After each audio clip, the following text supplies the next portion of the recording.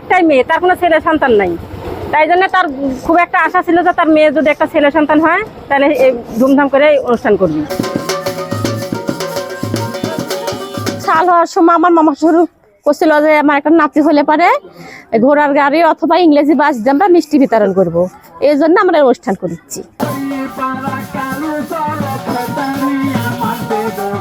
8-9 বছর হচ্ছে মেয়ের বয়স, তারপর একটা ছেলে হচ্ছে। আমার শাশুড়ির খুব শখ ঘোড়ার গাড়ি করে লাতিক নিয়ে যাবো আর মিষ্টি দিব বাইনে দিয়ে, খুব শখে আনন্দিত আমরা আজকে ভ্যানে ছেড়ে যাচ্ছি।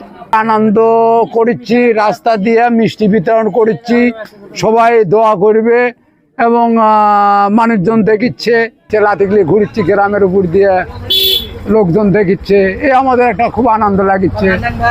আমার বাবা শখ করে এই অনুষ্ঠানটা করতেছে। আমার 12 বছর পর আমার বাচ্চা হয়েছে, তো আমার বাবার ছেলে নাই, তাই আমার ছেলে হয়েছে, তাই আমার বাবা শখ করে এই মানে শখটা পূরণ করছে আর কি।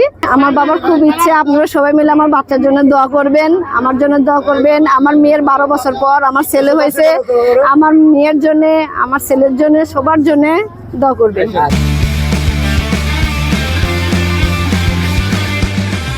আমার ছেলে পেলে নেই, আমার একটাই মেয়ে।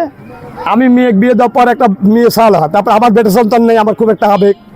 12 বছর পর আমার আল্লাহ একটা লাতি দিছে, তো লাতির উপলক্ষে আমি বললাম যে আল্লাহ আমি যদি আমাকে একটা লাতি জুস দাও, তো আমি একটা মনের থেকে একটা মানে আনন্দিত করবো, মানে আনন্দ করে মানে সবাই জানে, সবাই বিশ্বের সবাই জানে দেখুক আর আমার লাতি যেন সবাই দোয়া করে।